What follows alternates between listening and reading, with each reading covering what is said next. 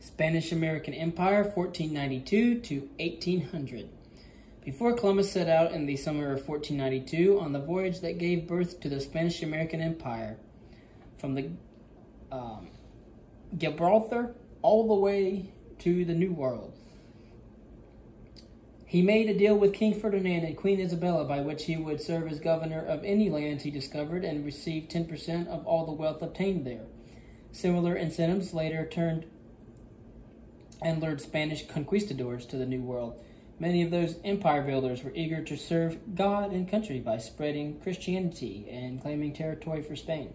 But they were just as eager to serve themselves, and that self-interest fueled one of the greatest bursts of conquest and colonization in history. The interest of Spanish colonization soon brought them into conflict with native peoples in the New World, who at first welcomed the newcomers. Columbus gave the Indians he met on Hispaniola and other Caribbean islands gifts such as beads and bells, and they responded in kind. Quote, "Of anything they have, if you ask them for it, they never say no," he wrote. Rather, they invite the person to share it and show as much love as if they were giving their hearts. The islanders cultivated cassavas, cotton, tobacco, and other crops. But what most interested Columbus were the glittering ornaments they wore. The Caribbean lacked great mineral wealth, but there was enough gold on Hispaniola to make the island worth colonizing. The first settlement there came about by accident. In December 1492, Columbus's flagship Santa Maria ran aground off Hispaniola and broke apart. Taino Indians paddled out and dug out canoes to help rescue the men and their cargo. It was Christmas Day, and Columbus took the mishap as a sign from God that he should settle there. He used timbers from the wreck to build a fort called La Navidad, or Christmas. Leaving 39 men at the outpost, he and others returned to Spain aboard the surviving ships Nina and Pinta to organize a full-scale colonizing expedition launched in 1493. He returned to find that the fort and its occupants had been destroyed after the men antagonized the Taino. Undeterred, however, Columbus settled Hispaniola and Ernest and other Caribbean islands. By 1511, Spanish colonies had been established on Puerto Rico, Jamaica, and Cuba. 1511 Spanish colonies on Puerto Rico, Jamaica, and Cuba. As governor of Hispaniola, Columbus urged settlers there to treat Indians decently, but he profited by the wealth extracted from native people who were forced to pay colonists tribute in the form of gold, dust, and cotton. Meeting those demands kept the Taino from raising enough food, and many died of hunger. Others resisted Spanish authority and were attacked by forces armed with cannon, muskets, and swords. Natives taken prisoner fared little better than those who died in battle. In 1496, Columbus shipped nearly 500 Taino captives to Spain. Only 300 or so survived the voyage out of the 500, and they were sold as slaves in violation of an edict by Queen Isabella. In 1500, after conditions on Hispaniola deteriorated and colonists turned against him, Columbus was removed as governor, but the exploitation of the islanders continued. His successor instituted a system known as encomienda, a royal grant that entitled colonists to demand goods and labor from Indians, reducing them to serfdom. One Catholic missionary sent to the Caribbean, Bartolome de las Casas, was shocked by the abuse of Indians there and launched a personal crusade against what he called the robbery, evil, and injustice committed against them. His efforts led to laws to correct such abuses, but not before many tribes had been devastated by contact with Spanish colonists and the diseases, such as smallpox, that they spread. The native population of the Caribbean was all but annihilated. The gold was exhausted, and colonists turned to raising sugarcane and other cash crops. To work the fields, they imported slaves from Africa in such vast numbers that the population of the Caribbean became largely African. Spanish colonists eventually found the great mineral wealth they coveted by probing the interior of Mexico and South America. And defeating the mighty Aztec and Inca empires. Leading the way were conquistadors, who operated under royal authority but recruited their own forces. Those recruits helped finance the campaigns and were repaid with land grants and a share of the profits. Most conquistadors were noblemen who set out to make a fortune because they had little or no inheritance. Hernan Cortez, the conqueror of Mexico, came from such a background. A reckless, quarrelsome youth, he left for the Caribbean when he was 19 years old and helped colonize Cuba, where Governor Diego Velázquez authorized him to lead an expedition to the land of the Aztec in 1519. With 600 men, he sailed for Mexico in 11 ships stocked with 10 cannon and 17 horses, both of which awed native people on the mainland who had never seen such things. Courageous but ruthless, Cortez set out for the newly founded town of Veracruz on the Mexican coast for the Aztec capital of Tenochtitlan, first burning his ships to show his men that there was no turning back. Cortez disguised his hostile intentions when he entered Tenochtitlan, aided by an Indian woman named Malinche. His mistress and interpreter, he first befriended the Aztec ruler Moctezuma II, and then caught him off guard and took him prisoner. Moctezuma's brothers succeeded him as king and launched an attack on Cortez, during which Moctezuma was mortally wounded when he urged the Aztec in vain to lay down the arms. Cortez and his followers fought their way out of the city. Cortez recruited an army of 200,000 Indian allies among tribes antagonized by Aztec demands for tribute and sacrificial victims. By the time he returned with those forces and laid siege to Tenochtitlan in 1521, an epidemic of smallpox was raging in the city. Cortez sacked and destroyed the Aztec capital and founded Mexico City in its place. Much of the same strategy was used against the Inca by Francisco Pizarro, an aide to Vasco Núñez de Balboa, who in 1513 crossed Panama and became the first European to reach the Pacific. When Pizarro arrived in Peru in 1531 with a force of fewer than 200 men, he defeated the Inca by treachery. He enticed the Inca leader, Atahualpa, and his 6,000 unarmed bodyguards into the Spanish camp. There, the Spaniards killed most of the men and took Atahualpa prisoner. Pizarro agreed to spare his life in exchange for a huge sum of gold, then reverted on his promise and had the Inca ruler put to death.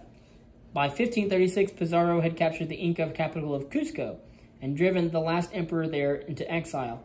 Here, as in Mexico, the conquerors recruited Indian allies to overthrow the existing empire and then imposed their own regime and demanded labor and tribute from the former subjects of the Inca.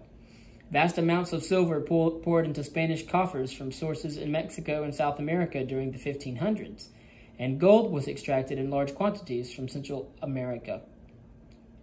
Conquistadors who explored North America, in contrast, found no great wealth or native empires to exploit. Instead, they encountered tribes fiercely resistant to outside control, as demonstrated in 1521, when Juan Ponce de Leon was attacked by Indians along the coast of Florida and died of his wounds. When Hernando de Soto followed in 1539 to search for wealth, he came prepared for battle with some 700 men. For 3 years, they rampaged across the southeast, clashing with warriors, capturing chiefs, and plundering pearls and other grave offerings from burial mounds. De Soto fell ill and died among the Mississippi River in 1542, and only about half of his force survived the expedition, which brought disease and calamity to tribespeople and little profit to Spain. Much of the same assessment would be made of Francisco Vasquez de Coronado and his men, who marched north from Mexico in 1540 and wreaked havoc among Pueblo Indians in a futile search for the fabled 7 cities of Cibola. In 1541, they marched far into the plains, lured by a fanciful tale about a golden city called Quivira. Coronado found only buffalo and scattered Indian villages and returned to Mexico in 1542 with little to show for his efforts. Like De Soto, he had added to geographical knowledge of North America, but his chaotic expedition confirmed that the age of the conquistadors was ending and that further and future efforts to expand the Spanish-American Empire must be based on more than the profit motive. By the 1540s, Spain was taking steps to impose order on its American colonies. Conquistadors were feuding among themselves. Pizarro died in 1541 in a vendetta with a rival and incited Indian uprisings with their brutal tactics. Laws passed in 1542 prohibited enslavement of Indians, although the trade in African slaves remained legal throughout the Americas, and modified the encomienda system that gave colonists free use of Indian labor. Pressure for those reforms came from missionaries such as Las Casas, who argued that colonists should be converting Indians, not killing them. The Crown gave missionary orders a leading role in future colonization efforts and appointed viceroys to rule Spanish dominions in the New World and enforce Spanish laws. Such measures did not bring an end to conflict because many Indians still resented having to labor for the colonists, but a new society evolved in the Americas that combined Spanish and Indian culture. Despite the toll taken by European diseases, Indians far outnumbered the Spanish colonists and often intermarried with them. Colonists of pure Spanish ancestry formed the elite, but a large class of mestizos, or people of mixed race, emerged. Spanish became the dominant language from Mexico south, with the exception of Brazil, which was settled by Portugal under an agreement reached with Spain in 1494. Native crops such as corn and tomatoes, and dishes like cornmeal tortilla, became staples of Hispanic American cuisine, while horses, cattle, sheep, and other livestock imported from Spain transformed the landscape and economy. And so during this time, you have a lot of animals that are indigenous to the New World, brought from the Old World into the New World, and vice versa. Indians who converted to Christianity honored their own icons and saviors, and a Catholic church or cathedral dominated nearly every town or city square from Cuba to Argentina. The success of the Spanish-American Empire drew competition from other European powers. In the mid-1500s, France sent colonists to vie with Spain for control of Florida, which originally extended up to the coast of the Carolinas. And England dispatched privateers like Sir Francis Drake to raid Spanish ships and ports. Such challenges led Spain to colonize and fortify a wide area from Florida to California over the next 2 centuries as a buffer against European incursions. This Spanish frontier in North America was sparsely settled by civilians, troops, and missionaries, and the colonists encountered more opposition from defiant Indians than from rival Europeans. Spanish colonization of Florida began in 1565 when Pedro Menendez de Aviles founded the town of St. Augustine and annihilated a French settlement at nearby Fort Caroline. Franciscans later founded dozens of missions in present-day Florida and the vicinity, but Indian rebellions and ruinous epidemics undermined those efforts. By 1700, there were few Indians left on the Florida peninsula, and Spanish presence there was confined to St. Augustine and other fortified positions along the Gulf Coast. A larger, more successful colony took root in New Mexico when settlers arrived overland from Mexico and founded Santa Fe about 1609. Pueblo Indians in the area, antagonized by the demands for their labor and efforts by missionaries to make them embrace Christianity at the expense of their traditional beliefs and cultures, staged a determined revolt in 1680, killing hundreds of colonists and forcing the survivors to flee. And in the process, many Spanish horses found their way into the hands of nearby Plains Indians, greatly enhancing their skills as hunters and warriors. Spanish colonists reclaimed New Mexico in the 1690s and eventually came to terms with the Pueblos, who served with them in expeditions against hostile tribes. 2 other Spanish colonies grew up on either side of New Mexico, Texas to the east and California to the west. Both consisted largely of missions for Indians guarded by small numbers of troops. Texas had more than 30 missions by 1800, and California had nearly 20, thanks largely to the efforts of Father Junipero Serra, a tireless Franciscan who in 1769 helped found the colony known originally as Alta California to distinguish it from Baja California. Even the prosperous California missions, with their well-tended fields and gardens, were plagued by disease and unrest, and no large towns arose outside their walls. Some Spanish settlements founded in the 1700s would later grow into major cities, including Los Angeles in California and San Antonio in Texas. But these rugged borderlands remained lightly inhabited throughout the colonial period. Spanish America reached its greatest extent in the late 1700s after France ceded to Spain the city of New Orleans and the remainder of Louisiana west of the Mississippi River. Yet this huge empire extending from the Canadian border to Cape Horn would soon crumble as Anglo-Americans encroached on the borderlands, and Spanish colonists in Central and South America, weary of a colonial system that extracted their resources while restricting their economic and political development, began agitating for independence. Mogul India, 1523 to 1857. Although Mongol invasions were little more than a bad memory in Asia by the 16th century, in 1523 a descendant of both Timur the Lame and Genghis Khan showed that the Mongol will to conquer remained. From Kabul, Afghanistan, came Babur, a Mongol, the name used in India to describe people descended from Turks and Mongols. Backed by warriors on swift horses, Babur outmaneuvered the elephants of Indian troops, overthrew the Turkish Sultanate at Delhi, and took over the central part of northern India. Despite his conquests, Babur's Mogul Empire was never consolidated, and he was unhappy in India. In his memoirs, he wrote, Hindustan is a country of few charms. His attitude may have rubbed off on his son Humayun, who became an opium addict and for a time lost the empire to Sher Shah, an Afghan chief. Humayun regained Delhi in 1555, only to die falling downstairs in 1556.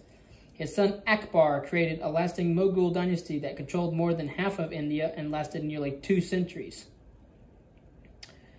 The reign of Akbar. Although Akbar was only 13 when his father died, he took control rapidly, aided by his able chief minister, Bayram Khan.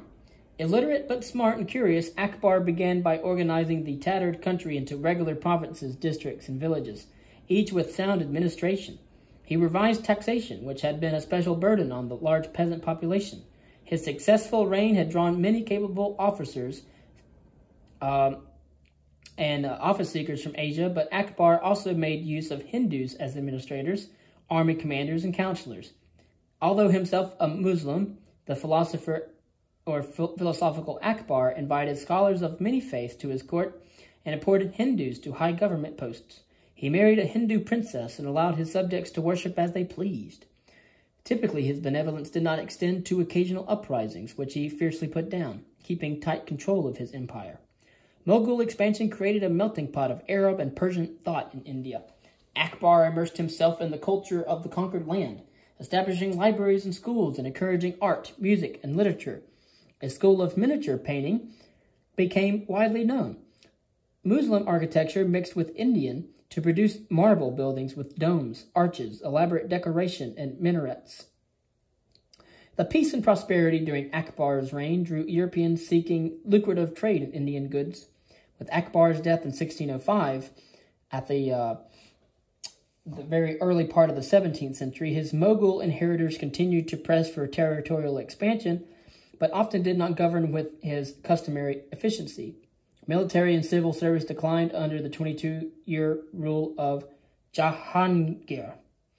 Shah Jahan, Jahangir's son, restored state discipline, but his attempts at expansion raised taxes on the peasantry, causing many to immigrate. Although best known as the creator of the Taj Mahal in Agra, Shah Jahan rebuilt Delhi as the capital of his empire. When he fell ill in 1657, his eldest son, Dara Shikoh, took over as ruler. Dara Shikoh's siblings then turned against him. The victor, Aurangzeb, killed his brothers and imprisoned his father. Aurangzeb pushed the Mogul frontiers to their greatest extent, but the effort drained his treasury. Unlike Akbar, who tolerated other religions, Aurangzeb destroyed Hindu schools and temples, dismissed Hindu clerks, and reinstated the taxes on non-Muslims. Rebellions began, and he found himself battling not only former allies such as the Rajputans, but also the Sikhs, and a rising Hindu power called the Marathas. By the beginning of the 1700s, European powers were taking a serious interest in the riches of India, and the British, French, Portuguese, Danish, and Dutch had set up trading posts along the coast of India, often battling each other for supremacy and hegemony. By the 18th century, the Mogul Empire was reduced to a small kingdom. In 1803, the Mogul Emperor accepted British protection, although the British backed a Mogul Emperor until 1857. By the beginning of the 1800s, English supremacy in India had become a reality.